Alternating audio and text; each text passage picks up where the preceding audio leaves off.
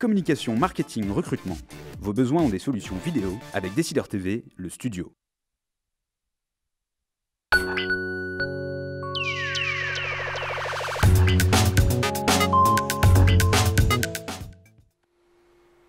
La tribune des décideurs, chaque lundi, 12h30 ou presque, bienvenue.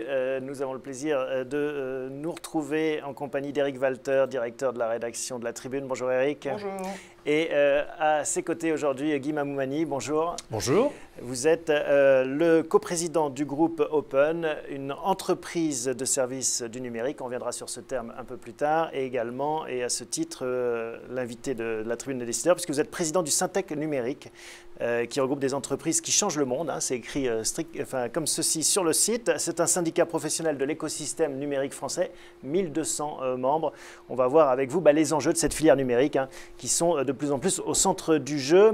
Alors, je vous rappelle le principe de l'émission. Vous pouvez bien sûr poser toutes vos questions sur la partie chat à côté du player, sur le site de Décideur TV. C'est en dessous le player sur le site de la tribune, bien sûr, latribune.fr. Et puis sur Twitter également, accompagné du hashtag LTDD pour la tribune du décideur.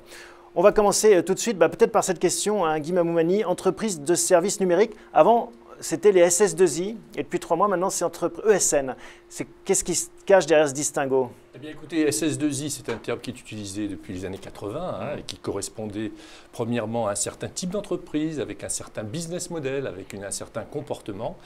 Or, le Syntec numérique se doit d'anticiper les transformations. Le monde du numérique est en train d'avoir une révolution, comme la société en général, et les fameuses SS2I se doivent de se transformer. Se transformer d'abord dans leur business model, dans leurs offres, dans leur business model et dans leur comportement. Et tout cela va être englobé dans ce nouveau sigle qu'on appelle ESN, Entreprise de services du numérique. Il faut imaginer que dans 20 ou 30 ans, les SS2I ne factureront pas la journée homme comme elles le faisaient. Ça va être quoi alors ? Elles feront partie de la chaîne numérique et elles pratiqueront des offres différentes qui s'intégreront dans une chaîne. Un peu comme aujourd'hui vous appuyez sur votre interrupteur, vous avez de l'électricité, dans quelques années vous aurez du numérique, vous aurez de l'informatique et vous ne vous poserez pas la question de savoir qui l'a produit, comment, quel éditeur, quelle société de service. Ce sera une chaîne. Et d'ailleurs, il n'y aura pas que les SS2I qui seront transformés. Les intégrateurs, vous savez, prenez une société par exemple comme Criteo, vous lui demandez ce qu'ils sont, ils ne savent pas quoi vous répondre avec les cadres actuels. Ils ne sont pas éditeurs, ils ne vendent pas de licence. C'est ceux qui font du retargeting publicitaire. Exactement, ce retargeting.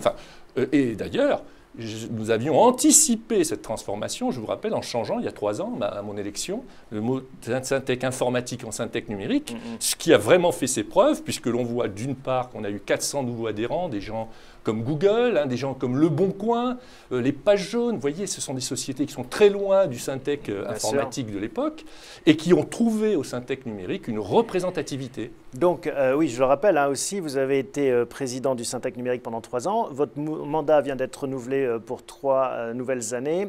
Et c'est ça, donc, votre feuille de route, c'est de se dire on veut être le porte-parole du secteur numérique qui est un secteur créateur de richesse pour la France et d'emplois. En tout cas, un des porte-paroles les plus importants. Ça a déjà été le cas au cours des dernières années. On a vu qu'il y a quand même maintenant une vraie réalisation de cet engagement, puisque nous faisons partie quasiment de tous les organismes où il y a une consultation auprès du numérique, que ce soit la filière numérique, que ce soit la filière santé au travers de la e-santé, ou que ce soit la Commission nationale des services. Aujourd'hui, le Syntec numérique devient l'interlocuteur des pouvoirs publics. Et on en a vu quand même quelques résultats, puisque nous faisons partie des contributeurs de cette transformation de la politique industrielle du gouvernement. Alors justement, les questions des internautes arrivent déjà sur ce thème. Que pensez-vous des 34 plans de bataille présentés la semaine dernière par François Hollande ?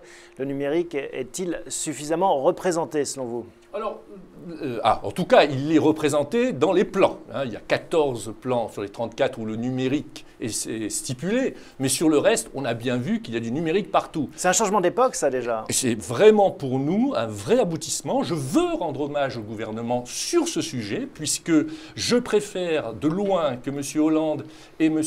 Montebourg se préoccupent de l'industrie du futur et, comme l'a dit le président de la République, deviennent offensifs, plutôt qu'ils passent des années à régler les problèmes de pétrole Petroflux ou de Florange, quelle que soit, j'allais dire, la légitimité de ces problèmes. Mais il y avait trop de focus sur le défensif, pas assez sur l'offensif, donc il faut leur rendre hommage. Maintenant, sur l'exécution de ces plans, je pense que le numérique n'a pas besoin d'un grand plan comme un TGV. Quand on veut lancer le TGV, on a besoin de 100 ans pour l'amortir. Pour faire un Google ou même un Microsoft, on a bien vu, ce sont des individus avec leur créativité. Ce n'est pas l'État qui peut le faire. Et on n'a pas besoin de l'État. C'est pas Colbert ou De Gaulle. Exactement. En revanche, on a besoin que l'État ne nous surcharge pas, comme il a tenté de le faire pendant le PLF 2013 et l'affaire des pigeons. Donc qu'il laisse tranquille les entreprises qui se créent, qu'il ne les taxe pas trop, et vous verrez, nous arriverons à créer de très très belles entreprises. Alors, donc vous corroborez ce qu'a dit hier le président de la République pendant son interview, puisqu'il a dit que maintenant, dorénavant, il était le président des entreprises et non plus le président des patrons. Donc il y a une sorte de reconquête qui semble s'amorcer. Vous le sentez comme ça? Absolument. Et d'ailleurs, je trouve le titre de Libération absolument ridicule, qui fait preuve d'une méconnaissance totale de l'économie. Président des patrons. Il y a une semaine président pour que des tout le monde soit au patrons. courant. Voilà, excusez-moi. Oui, parce que Malheureusement je ou pas, pense mais qu'il faisait c'est le cas. référence à cela. Ouais, ouais. En effet, je pense qu'avoir tout le discours d'hier sur la partie entreprise, je ne peux que m'en féliciter. Je pense qu'aujourd'hui, la solution aux grands enjeux du pays passe par le développement de nos entreprises. Et il ne faut surtout pas rester dans un climat de lutte des classes et de président des patrons. Alors, un président des entreprises, je trouve ça tout à fait normal. Des questions sur le ras-le-bol fiscal. Hein. On part du plus large pour aller au plus spécifique. Marine demande, le budget 2014 sera voté très prochainement. Le ras-le-bol fiscal reflète-t-il votre position aussi ?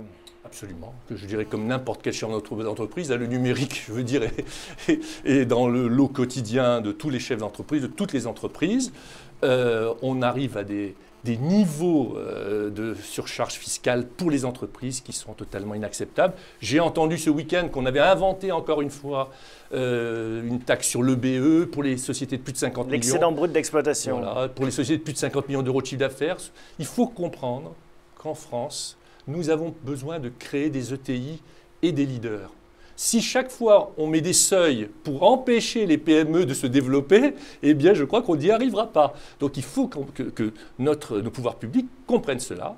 Et puis surtout, je le dis, de la même façon qu'à l'époque, quand le précédent gouvernement avait supprimé la taxe professionnelle pour la transformer en une contribution sur la valeur ajoutée, arrêtez de supprimer des taxes pour en recréer d'autres. S'il vous plaît, arrêtez de jouer les prestidigitateurs. Donc, diminuez les dépenses de l'État, diminuez le coût du travail, et vous verrez, il y aura des résultats, en particulier dans l'industrie du numérique. Il y a, quand même, vous avez obtenu quelques petites choses. Il n'y aura pas de taxe l'escure, comme on le disait. Il n'y a pas de taxe sur les données aussi, puisque c'était un projet. Donc il y a quand même des choses qui avancent, non? C'est quoi la taxe l'escure? Il faut rappeler. Oui, je vais, en 2 mots. On a trouvé que pour financer les droits d'auteur, il était bon d'aller faire une petite taxe d'1 ou 2 euros, ne vous inquiétez pas. Ça commence toujours voilà, comme ça. Exactement. Sur l'utilisation des smartphones et de tout ce qui est portable. Et nous nous sommes exprimés très vigoureusement là-dessus parce que c'est comme si on oubliait que ces outils-là, ce sont des outils de productivité de notre économie, de notre pays. Et à force de les surcharger, vous empêchez les gens d'utiliser cet outil. Ce sont aussi des outils de diffusion de valeur, en l'espèce de valeur Absolument. artistique ou d'autres. Donc oui, on peut à un moment légitimement s'interroger sur le financement de ces activités. Je ne suis pas habilité à trouver des solutions pour les droits d'auteur. Je respecte tout à fait ce sujet-là qui est complexe. Mais en tout cas, trouver la solution en imposant les outils numériques, c'est une mauvaise solution, ça j'en suis sûr. Alors, il y a aussi un sujet en ce moment qui est assez chatouilleux, c'est le crédit impôt recherche, le fameux CIR, avec, on entend de plus en plus de patrons d'entreprises qui se plaignent de contrôles fiscaux sur ce sujet et qui se disent, c'est le bon moyen de se faire contrôler, c'est de demander un CIR. Quelle est votre position là-dessus? Est-ce que c'est vrai? Est-ce que vous avez l'impression qu'il y a une espèce d'acharnement sur ce terrain? Alors, il faut d'abord rappeler que le CIR est un outil qui, allié au statut de jeune entreprise innovante, a permis l'éclosion de l'industrie du futur, de l'industrie du numérique dans notre pays. Il faut rappeler, et j'étais ce matin même à un petit déjeuner avec un très grand créateur d'emplois en France, qu'il permet de créer des milliers d'emplois en France, et ils n'hésiteront pas à aller partir ailleurs s'il n'y a plus le CIR. Et enfin, c'est un outil d'attractivité pour les grands groupes internationaux, et tout le monde le reconnaît. Deuxièmement, nous sommes pour les contrôles. Voilà, je préfère le dire tout de suite. Oui, c'est légitime que l'État se soucie des deniers tout publics. À fait. Puisque nous défendons ce dispositif, nous voulons qu'il y ait des contrôles. Et il faut absolument éviter les abus. Où est le problème? Voilà. Le problème, c'est l'augmentation exponentielle de ces contrôles et exponentielle de ces redressements, qui sont, et tout le monde en témoigne, on entend tous les jours, et j'ai des appels tout le temps maintenant, quasiment chaque jour, un appel ou un mail, d'entreprises qui ne comprennent pas, premièrement, pourquoi il y a autant de contrôles, mais admettons, mais pourquoi des redressements souvent faits par des fonctionnaires du Trésor, sans ministère de la Recherche, sans représentant du ministère de la Recherche, qui ne comprennent pas trop les définitions de la recherche dans notre secteur et qui sont là un petit peu pour aller trouver de l'argent. Oui, ce qui est quand même le job des contrôleurs fiscaux, parce qu'il y a quand même deux sujets. Je crois que beaucoup de rapports quand même l'ont évoqué, qu'il y avait soit des effets d'aubaine, soit des abus sur ces sujets-là, parce que c'est un sujet un peu complexe, la part, comment on évalue ce que c'est que la recherche, etc., notamment entre les grands groupes et les petits groupes, c'est pas la même chose. Enfin, il y a quand même deux solutions qui, semble-t-il, ne sont pas du tout utilisées. C'est ce qu'on appelle le rescrit fiscal, c'est-à-dire quand vous demandez un crédit d'impôt, ou un quel qu'il soit, vous demandez à l'administration fiscale si vous prenez un risque. Donc, pourquoi c'est pas utilisé? Et puis, deuxièmement, il y a une autre hypothèse qui serait d'instaurer une sorte d'habilitation de ces officines, semble-t-il, vous avez beaucoup critiqué, qui conseillent les entreprises dans le crédit impôt recherche et qui se rémunèrent d'ailleurs sur les gains. Donc est-ce qu'il n'y a pas d'autre solution que juste se dire il y a trop de contrôle? Parce qu'il y a à l'évidence quand même un sujet sur la nature même de ce crédit d'impôt recherche. Absolument. Et d'ailleurs, nous répondons exactement comme vous. C'est-à-dire que nous ne disons pas, à la limite qu'il y ait trop de contrôle, ce n'est pas l'essentiel. Nous disons justement qu'il faut redéfinir ce qu'est le crédit impôt recherche. Et les officines, nous ne les critiquons pas. Nous, au contraire, nous les utilisons et par conséquent, on en a besoin. Alors il y a certaines... C'est comme les avocats d'affaires les avocats aux États-Unis qui vont dire je vais vous obtenir 100 millions, j'en veux 10. Absolument. Mais il n'y a pas que des margoulins. Il faut quand même... Le Syntec numérique représente 1200 entreprises. Oui, peut-être qu'au sein de ces 1200 entreprises, vous trouvez 10 ou 20, comme vous dites, sociétés qui ont l'effet d'aubaine. Mais le reste, ce sont des entreprises sérieuses qui font leur travail, qui font de la recherche comme elle est définie. Et la réponse à votre remarque, monsieur, est très claire. Et justement, et ça rebondit sur ce qu'on disait tout à l'heure, le Syntec numérique a été, désigné comme le représentant de l'industrie numérique dans une commission tripartite, ministère de l'économie, ministère de la recherche, Syntec numérique, pour faire le travail que vous venez d'évoquer. Avec une question, pardon. Non, j'en profite juste une petite remarque, toujours dans les relations entreprise-gouvernement. Pendant quelques mois, on a dit beaucoup que Bercy était une sorte de forteresse dans laquelle ni les entreprises, ni les organisations comme la vôtre ne pouvaient entrer. Est-ce que depuis quelques mois, les choses se sont améliorées? On avait une chance de bunkerisation et puis les choses ont bougé. Les choses ont bougé déjà depuis les assises de l'entrepreneuriat, où on a vu la marche arrière toute du gouvernement sur le PLF 2013, le projet de loi de finances 2013 à l'époque. Et là, on le voit, non, ce n'est pas un bunker. Il faut être précis. Nos interlocuteurs, du président de la République au directeur de cabinet, au cabinet en passant par les ministres, ont très bien compris les enjeux que nous présentons sur le crédit impôt recherche. Ce que nous dénonçons, c'est un autre problème qui est celui de l'administration du Trésor, des contrôleurs, qui font leur boulot. Donc le problème est de trouver le lien. Pourquoi est-ce qu'ils regardent systématiquement la bouteille à moitié vide? Pourquoi, comme quelqu'un vient de s'exprimer, je ne le citerai pas, mais un petit éditeur français vient de s'exprimer, et que ça fait 10 ans qu'il a le crédit impôt recherche, et que cette année, on lui fait un redressement. Que se passe-t-il? Une question au-delà, plus générale, qui est posée par la Cour des comptes. Est-ce que le CIR sert à quelque chose? La Cour des comptes dit on est passé de 3 à 6 milliards dans ces crédits impôt recherche, et en même temps, le périmètre de la R&D en France n'a pas évolué. Eh bien, d'abord, la Cour des comptes, on connaît cet organisme qui est quand même sérieux, et s'il dit ces chiffres, c'est qu'ils sont vrais, on ne conteste pas. Simplement, il y a une façon différente de les voir. On peut s'estimer heureux que de plus en plus d'entreprises utilisent ce dispositif, à partir du moment, bien évidemment, qu'ils le font dans les bonnes règles. Et c'est pour ça qu'il faut bien définir ces règles. Ensuite, la Cour des comptes se plaint que ça n'est pas augmenté, mais on pourrait se demander la catastrophe, je dis bien la catastrophe, que représenterait justement une diminution du crédit impôt recherche par rapport au montant de R&D. Alors bien sûr, on peut dire « Ah ouais, ça n'a pas augmenté », mais je pense que ça aurait beaucoup diminué. Alors, beaucoup de questions d'internautes sur l'emploi.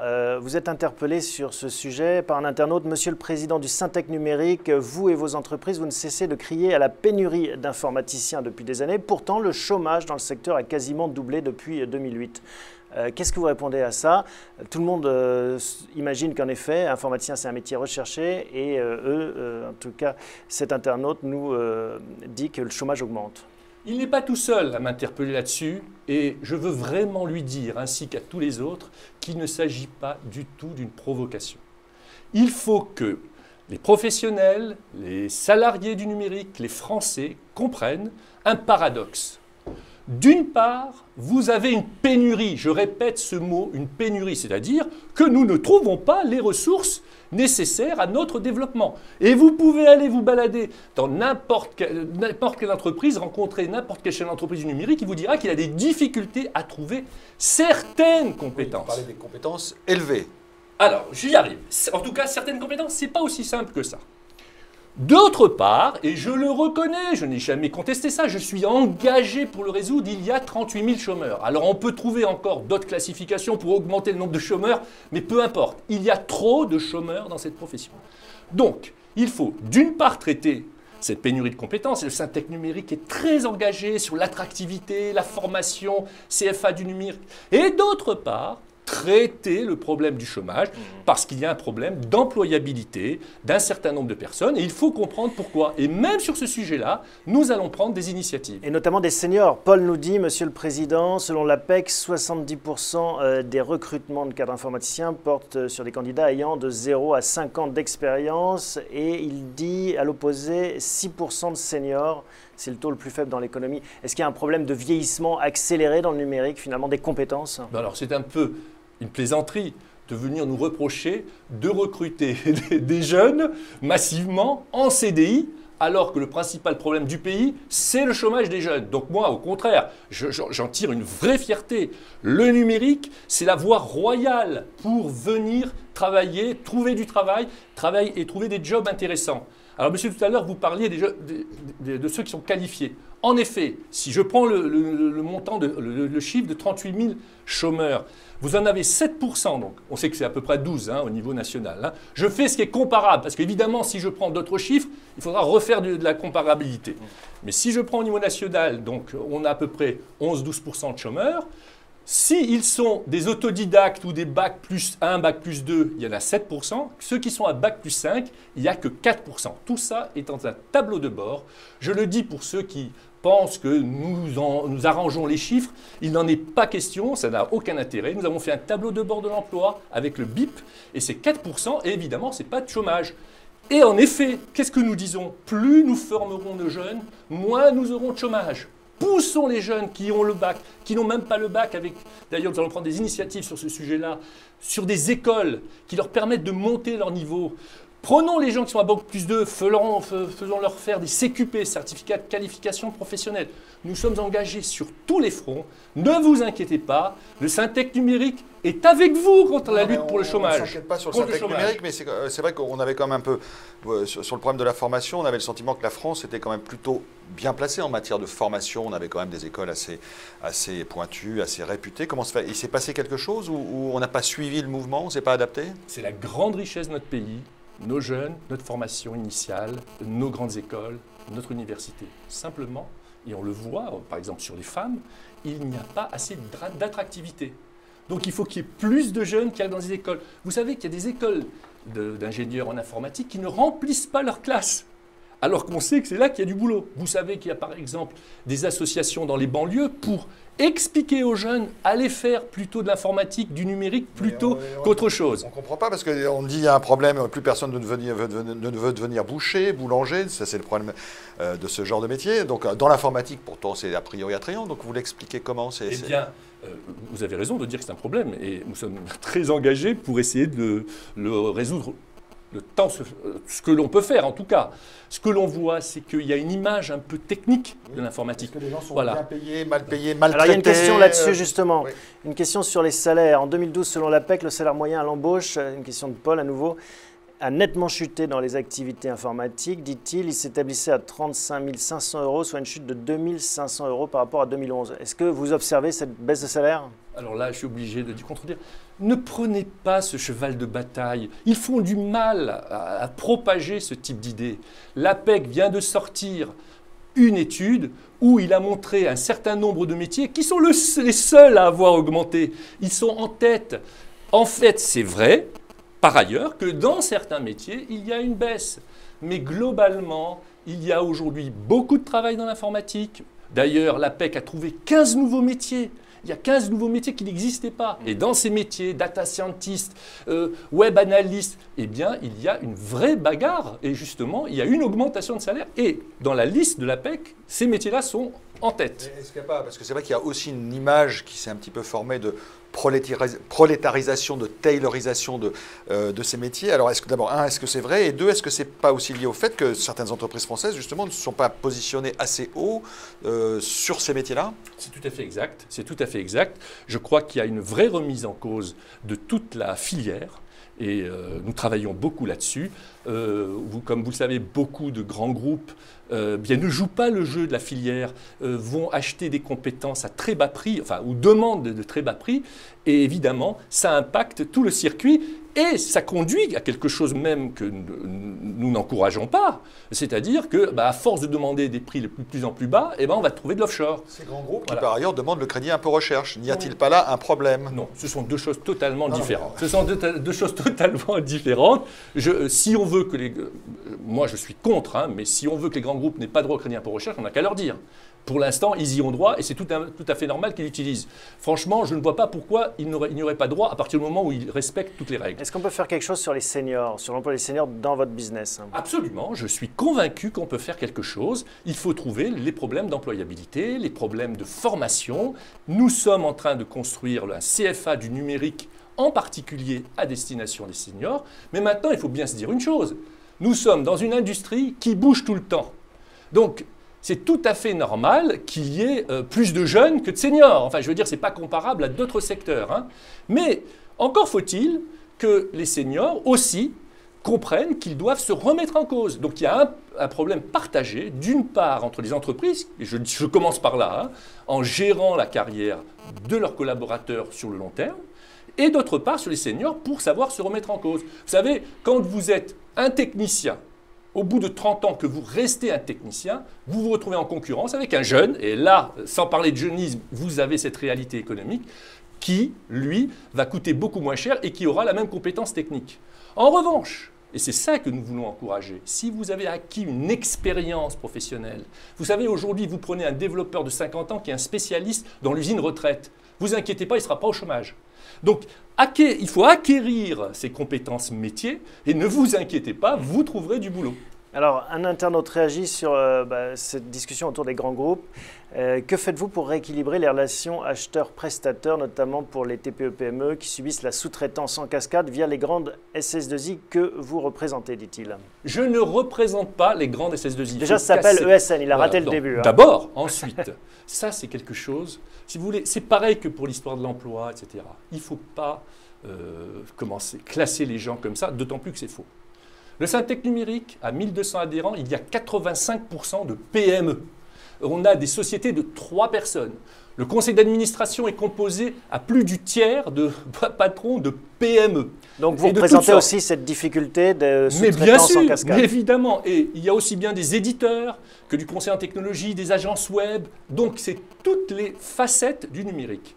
Nous sommes partie prenante à la médiation de la sous-traitance, à la charte des bonnes pratiques. Nous travaillons, le Syntec numérique l'a signé en tant que tel déjà pour faire respecter auprès de ses adhérents la chaîne de valeur. Et nous travaillons avec les directeurs d'achat, avec la CEDAF, avec M. Pelouzet, qui est le président donc, de la médiation, le médiateur de la sous-traitance, pour améliorer les choses et on travaille en ce sens.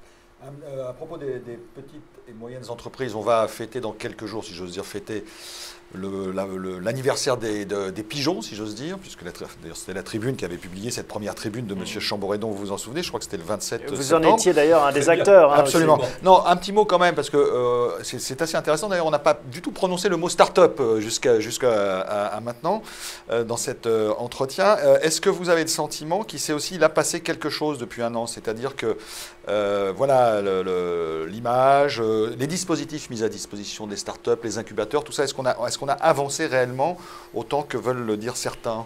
Écoutez, on n'a pas prononcé le mot, je le regrette. Les start-up sont au centre évidemment de l'industrie du futur.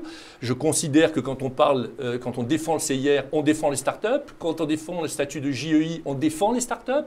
Donc par conséquent, oui, il y a ce qu'il faut actuellement, mais quelle bataille pour le protéger. Quand on pense, qu'on croit que ces dispositifs sont des niches fiscales, eh bien ça nous effraie parce que voilà un endroit où il y a création d'entreprises. Vous savez qu'il y a des milliers de créations de start-up chaque année. Nous les encourageons d'ailleurs. Hein, et on a, grâce à ces dispositifs, de la création d'emplois, de la création de valeur, de l'innovation pour les grands, pour l'industrie. On l'a bien vu d'ailleurs à l'Élysée il y a quelques jours. Eh bien surtout, ne rien faire pour les décourager. Alors, une question aussi sur l'Observatoire social du numérique. Où en sont les travaux, nous demande un invité à cette conversation. Je vais être un petit peu précis. En fait, il s'agit d'abord de l'Observatoire national du numérique, qui est là justement pour compléter les chiffres que le Syntec donne pour les logiciels et services, pour les mettre au niveau numérique. Il y a les télécoms, il y a le e-commerce, et donc il va y avoir une publication. Ça a commencé, mais ça va continuer, une publication de chiffres concernant toute l'industrie du numérique. C'est très important que nos pouvoirs publics comprennent ce que ça représente. Quand j'entends des ministres dire que l'aéronautique est le premier employeur de France, moi je saute sur ma chaise, puisque le numérique, c'est près de, allez, au minimum 600, 700 000 emplois, voire plus. Donc c'est incroyable qu'ils ne le sachent pas encore. Au sein de cet Observatoire national du numérique, il y a une commission nationale concernant l'emploi et la formation. Et en effet, je suis le coprésident de cette commission avec un représentant syndical. J'insiste sur le terme représentant syndical. Et par conséquent, nous travaillons de concert pour donner des chiffres indiscutables sur l'emploi dans le monde du numérique. Et c'est quelque chose qui nous paraît très important. Et de la même façon que sur le Syntec numérique, nous travaillons à être les plus objectifs possibles avec le BIP, sur l'Observatoire national du numérique, eh bien j'espère qu'on aura une complète objectivité.